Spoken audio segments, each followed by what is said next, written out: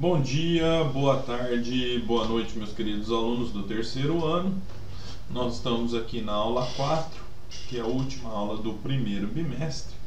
E na situação de aprendizagem 4, que está relacionada com a aula 4, nós temos como tema como utilizar modelos microscópicos para explicar as diferenças na rapidez das transformações químicas. As habilidades que estão relacionadas com a situação de aprendizagem 4 são essas que estão em rosa, né? Que são reconhecer a orientação e a energia de colisão como fatores determinantes para que ocorra uma colisão efetiva, reconhecer que transformações químicas podem ocorrer em mais de uma etapa e identificar a etapa lenta de uma transformação química como determinante da velocidade com que ela ocorre. Relacionar a energia de ativação da etapa lenta da transformação química com a velocidade com que ela ocorre. E, por último, fazer previsões qualitativas sobre como composições de variáveis podem afetar as velocidades das transformações químicas usando modelos explicativos, né? E aqui nós começamos com a atividade 1, que é exercício em sala de aula, e pede para vocês escreverem um pequeno parágrafo sobre como devem ser as colisões efetivas. Então, galera, como é que eu posso explicar para vocês como é que deve ser uma colisão efetiva, né? Então, peguei um vídeo para tentar ilustrar isso para vocês. Vamos dar uma olhadinha no vídeo, né? Começa falando da colisão não efetiva. Então, observem o vídeo, galera. Tá vendo? As moléculas, elas de alguma forma colidem, né, ou tentam se colidir, mas a reação química não acontece, né? Existem alguns motivos para que isso aconteça, né? Pode ser muito lenta, sem força suficiente, orientação ou ângulo errado, né? As moléculas reagindo permanecem as mesmas após a colisão. Então elas podem colidir de várias formas diferentes e não acontecer a reação porque essa colisão não é efetiva, né? No caso de uma colisão efetiva, vamos ver o que acontece aqui, ó. Então a colisão acontece com velocidade e posição adequadas, corretas, e aí vai formar as substâncias, né? Observem que um novo produto é formado, que no caso é o HCl. Bom, galera, vamos ver se vocês entenderam o conceito e vamos tentar aqui responder as nossas perguntas, né? Então escreva um pequeno parágrafo falando sobre como devem ser essas colisões. Então, como é que elas devem ser? Elas têm que ter ângulo certo, elas têm que ter força certa, né? Velocidade, ok, para que aconteça, né? A questão 2. Considerando a ideia de que é preciso haver colisões entre as partículas para que ocorra a transformação química, procure explicar em termos de moléculas, em termos moleculares, por que a temperatura pode influenciar nas transformações químicas. Bom, pessoal, como nós vimos na situação de aprendizagem anterior, né, a temperatura ela vai fazer o que na reação química? Ela vai acelerar as partículas, ou vai aumentar o grau de agitação das partículas que pertencem à reação, né, porque a temperatura ela funciona como um combustível, né, para as moléculas. Então ela aumenta o estado de agitação das moléculas, aumentando assim a sua velocidade e sua força de impacto quando elas colidirem com alguém, tá? Então dessa forma que a temperatura melhora a possibilidade de uma colisão efetiva, ok? Questão 3. Formule uma explicação para os casos em que a rapidez da reação aumenta quando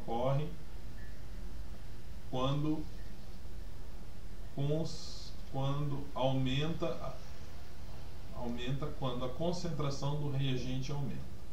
Então, questão 3. Como é que acontece quando aumenta a concentração do reagente?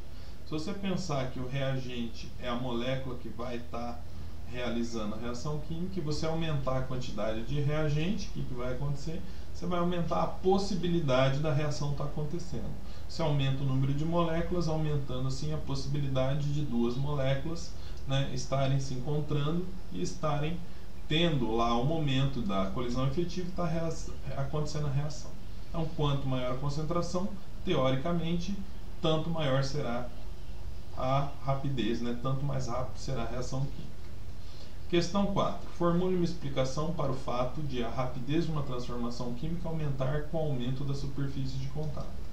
Lembrando vocês que a superfície de contato está relacionada com o estado de agregação, né? E nós temos duas situações, né? O material pode estar moído ou ele pode estar sólido. Ele também pode estar dissolvido, né? Então, em ordem de grandeza, quem tem maior superfície de contato? Quem está dissolvido em algum material. Depois, quem tem maior superfície de contato? Quem está mais moído. Vocês podem ter vários estados, né, do material moído. E depois, por último, quem tem a menor superfície de contato é quem está no estado sólido. Quanto maior o pedaço, menor é a superfície de contato. Então, quando você muda o estado de agregação, você moe o material, o que acontece? Você aumenta a superfície de contato, né? De que forma? Você possibilita que aquelas moléculas que estão lá no meio, né, do reagente, elas ficam à disposição para que a reação química aconteça. Dessa forma, aumentando a superfície de contato, aumenta a velocidade da reação química. Atividade 2. Iniciaremos agora com o estudo sobre como ocorrem as transformações químicas, ou seja, sobre o mecanismo de reação. Leiam o texto a seguir, né, cuidadosamente, e ele vem retomando o conceito de choque efetivo ou colisão efetiva, né? Imaginando o caminho percorrido durante uma transformação química. Então nós temos aqui uma simulação para a formação do ácido iodídrico, que é parecido com o vídeo que eu mostrei para vocês, que é com ácido clorídrico. Então nós temos os reagentes que vão se colidir em posição correta, ângulo correto e velocidade correta, vão formar o chamado complexo ativado, né, onde depois eles vão se separar formando os produtos, né? E se isso é uma colisão com orientação correta, uma colisão efetiva. Quando a colisão não é efetiva, ó, não há formação de produtos, ok?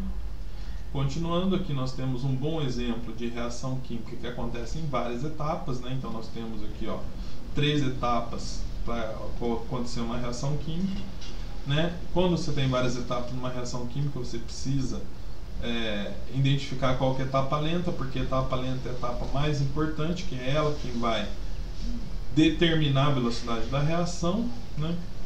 E continuando aqui, nós temos um exemplo da utilização de catalisadores, né? Então, para toda reação química, nós temos uma energia potencial, né? Que enquanto o material não atingir essa energia potencial, a reação não acontece. Para você atingir essa energia, você precisa fornecer condições do reagente atingir isso aqui. Geralmente isso é fornecido com calor, pressão, né? Com temperatura e pressão. Temos como exemplo lá o Haber-Bosch, né? Que utilizou lá temperatura e pressão para poder fazer a reação da amônia acontecer. Então, quando você usa um catalisador, você pega essa energia de ativação, que é única e é bem elevada, e subdivide ela em 3 outras menores, né, que são os chamados formação de complexos ativados. Então, quando eu tenho lá 3 energias de ativação, eu tenho que perceber qual das 3 é a mais lenta. Quem que vai ser a mais lenta? Quem tiver a maior energia. Então, quem tem maior energia é a energia de ativação mais lenta.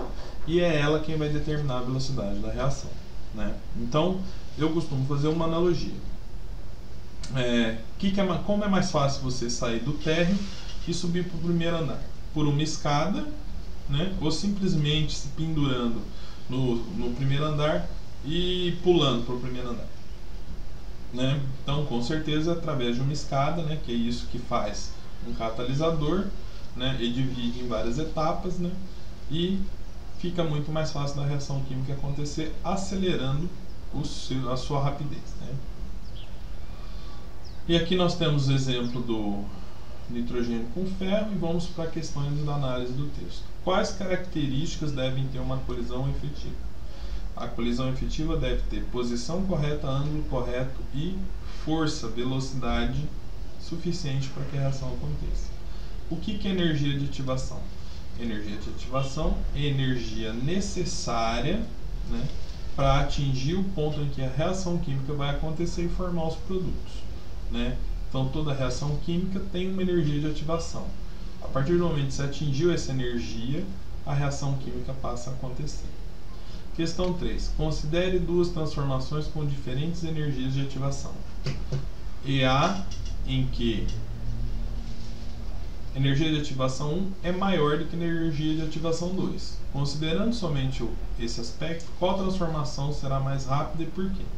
Quem tiver mais energia vai ser mais lento. Como o EA1 tem mais energia que EA2, a EA1, né, energia de ativação 1, vai ser a mais lenta. Consequentemente, a EA2 vai ser a mais rápida. Por quê? Porque ela tem menor energia. Quanto menor energia, mais fácil dela acontecer. Questão 4. Como funciona um catalisador? Para responder, considere sua ação sobre o caminho percorrido em uma transformação química. Então, o que basicamente um catalisador faz? Ele pega uma energia de ativação e subdivide ela em 3, 4, 5 energias de ativação menores. E a partir daí a reação química acontece de forma mais rápida. Lição de casa. Temos tabelas, né? Textos e tabelas para as questões 1 e 2. Né? A reação de decomposição do ânion tiosulfato em soluções contendo ácido clorídrico ocorre segundo a seguinte equação. Né? S2O3 mais ácido dando enxofre mais SO2 mais H2O. Para estudar a rapidez da transformação do enxofre, que é um sólido amarelo, a partir da decomposição do ânion tiosulfato, o aluno adicionou uma mesma quantidade de solução de HCl em vários tubos de ensaio. Então vamos ver, o volume de HCl, como vocês podem observar, é o mesmo, né? 2 ml. Em vários tubos de ensaio. 5. Adicionou em seguida em cada tubo diferentes volumes de solução de tiosulfato de sódio, tá? E completou o volume até 10 ml. Então aqui nós colocamos 1, 2, 3, 4 e 5. E completou tudo até 10 ml. Então 2 mais 1, 3 com 7, 10, ok? 2 mais 2, 4 com 6, 10 e por aí vai.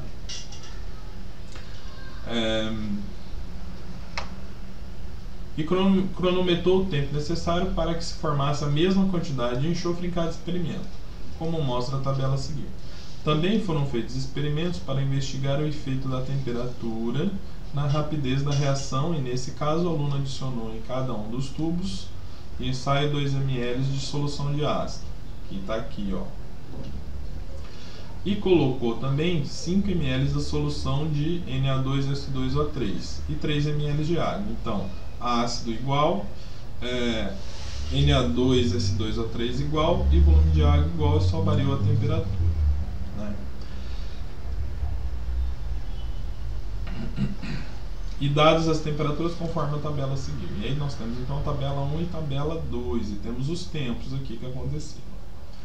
A primeira série de experimentos, cujos dados são mostrados na primeira tabela, permite concluir que a velocidade da reação não depende da quantidade de tiosulfato. Então vamos ver lá. Aumenta o tiosulfato, aumenta a velocidade da reação? Aumenta a velocidade, porque o tempo está diminuindo, lembra? Logo atrás a gente viu isso, né? Qual que é a relação entre tempo e rapidez? Quanto maior a velocidade, menor é o tempo. Então, quanto maior a quantidade de tiosulfato, menor é o tempo da reação. Então, a velocidade da reação não depende da quantidade de tiosulfato? Não, ela depende. A velocidade de formação do enxofre depende da concentração de ácido clorídrico? Não, porque ela foi igual para todos. A quantidade de enxofre formado depende da concentração de tiosulfato? Com certeza depende da concentração de tiosulfato. Então a resposta certa é a C. Na questão 2, analisando a influência da temperatura na rapidez de formação do enxofre, de acordo com a segunda tabela, pode-se concluir que a primeira série de experimentos, representada pela primeira tabela, foi realizada na temperatura mais próxima a... Então vamos ver? Aqui na tabela 2, observem o seguinte, ó. Quantidade de ácido igual, quantidade de tiosulfato igual e quantidade de água igual para todos, né? Variou a temperatura, 5, 10, 20, 30 e 40. Observem que o tempo aqui nós temos 35, 59, 90, 130 e 152, né? Então vamos ver aqui, ó. Se eu tenho a concentração de 2 de HCl para 5 de Na2O3, então, ó, 2 de HCl para 5 de Na2O3, ó. Essa concentração aqui, ó, é igual a o tempo de 61. Então, qual temperatura que aconteceu isso aqui? Qual dessas temperaturas é mais próxima à temperatura de 61 aqui, ó, ao tempo de 61? É aqui, né, ó, 59 segundos. Ou seja, qual que é a temperatura que aconteceu a reação química? A 30 graus. Então, a resposta é a D. Justifique as respostas dos testes 1 e 2. E aqui vem, você aprendeu. Nós estamos no final da situação de aprendizagem 4, final do primeiro bimestre. E aqui tem um resumo aí, né, das principais atividades realizadas, né, desde a primeira situação de aprendizagem, onde vocês vão responder com carinho, fazer o que eu aprendi bem feito, né, e estudar para as nossas avaliações. Um forte abraço a todos e até mais.